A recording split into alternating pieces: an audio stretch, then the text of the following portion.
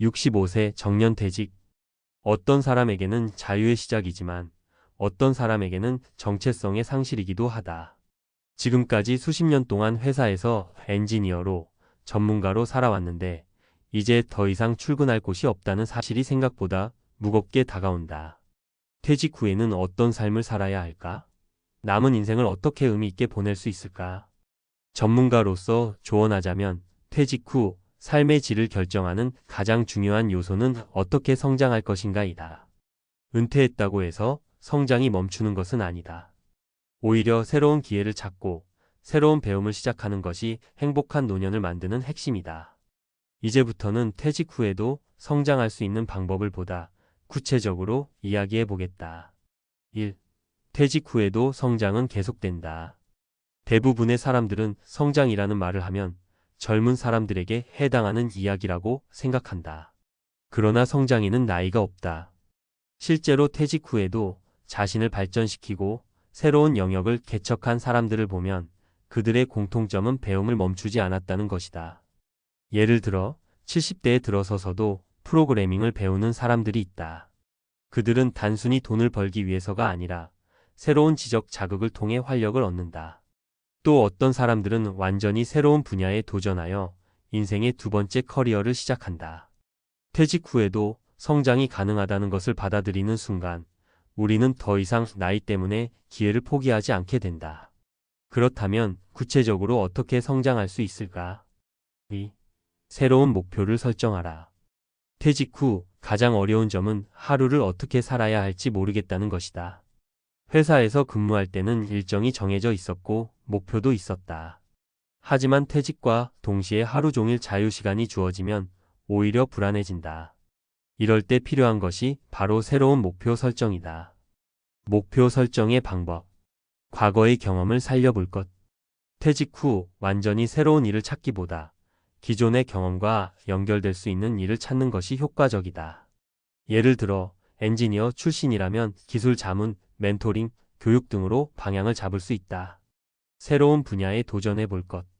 꼭 과거의 경험에만 의존할 필요는 없다. 요리, 음악, 미술, 글쓰기 등 새로운 취미를 직업으로 연결하는 사례도 많다. 작은 목표부터 시작할 것. 3개월 동안 영어 회화 배우기, 유튜브 채널 운영하기 등 구체적이고 실행 가능한 목표를 세워야 한다. 목표가 없으면 방향도 없다. 방향이 없으면 삶이 무기력해진다. 목표 설정이야말로 퇴직 후 삶을 의미 있게 만드는 첫 번째 단계다. 3. 기술과 경험을 활용하라. 퇴직 후에도 자신의 경험과 기술을 활용할 방법은 많다. 최근에는 시니어 컨설팅이나 경험 공유 플랫폼이 활성화되면서 퇴직한 전문가들이 다시 사회에 기여할 기회가 많아졌다.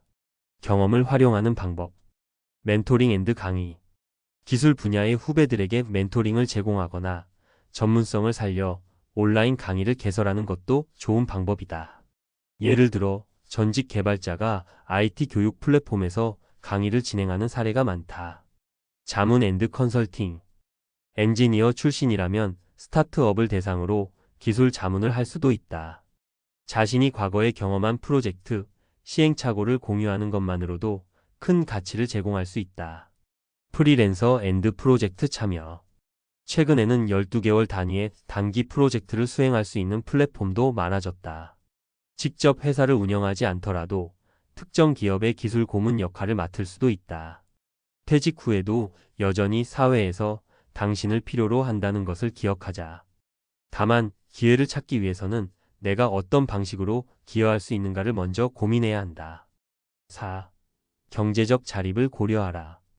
퇴직 후 가장 큰 고민 중 하나는 경제적인 문제다. 특히 60대 중후반에 들어서면서 건강 문제와 함께 생활비에 대한 걱정이 커진다. 이 문제를 해결하기 위해서는 두 가지 접근이 필요하다. 경제적 자립을 위한 방법. 소득이 되는 취미를 만들기. 퇴직 후 새로운 일을 찾을 때 수익 창출이 가능한지 고려하는 것이 중요하다. 예를 들어 취미로 시작한 유튜브 채널이 광고 수익을 창출할 수도 있고 블로그 운영을 통해 수익을 얻을 수도 있다. 투자 앤드 재테크 공부하기. 퇴직 후에는 적극적으로 재테크 공부를 해야 한다. 너무 공격적인 투자보다는 안정적인 수익을 낼 수 있는 방향으로 접근하는 것이 좋다. 경제적으로 여유가 있다면 더 많은 선택지를 가질 수 있다. 따라서 은퇴 후에도 지속적인 경제적 활동을 고려하는 것이 필요하다. 5. 인간관계를 확장하라. 퇴직 후 많은 사람들이 외로움을 느낀다. 직장에서 자연스럽게 유지되던 인간관계가 단절되면서 갑자기 사회에서 소외된 듯한 느낌이 들기 때문이다. 인간관계를 확장하는 방법. 커뮤니티 활동 참여. 퇴직 후에도 적극적으로 사회적 네트워크를 확장해야 한다. 독서 모임, 운동 모임, 기술 스터디 그룹 등 다양한 커뮤니티 활동에 참여하면 삶의 활력을 얻을 수 있다. 가족과의 관계 개선. 현역 시절에는 바빠서 가족과의 시간이 부족했을 수도 있다. 퇴직 후에는 가족과 더 많은 시간을 보내며 관계를 돈독히 하는 것도 중요하다. 새로운 사람들과 교류하기. 동호회, 세미나, 강연 등을 통해 새로운 사람들과 만나보자. 특히 온라인 네트워크를 활용하면 전 세계 사람들과도 쉽게 연결될 수 있다. 인간관계는 삶의 질을 결정하는 중요한 요소다. 혼자 있는 시간이 많아질수록 무기력해지기 쉽다. 따라서 퇴직 후에도 꾸준히 사람들과 교류하는 노력이 필요하다. 마무리하며 인생 후반전을 위한 준비. 퇴직 후에도 성장은 계속된다. 새로운 목표를 설정하고 기술과 경험을 활용하며 경제적 자립을 고민하고 인간관계를 확장하는 것이 행복한 노년을 만드는 핵심 요소다.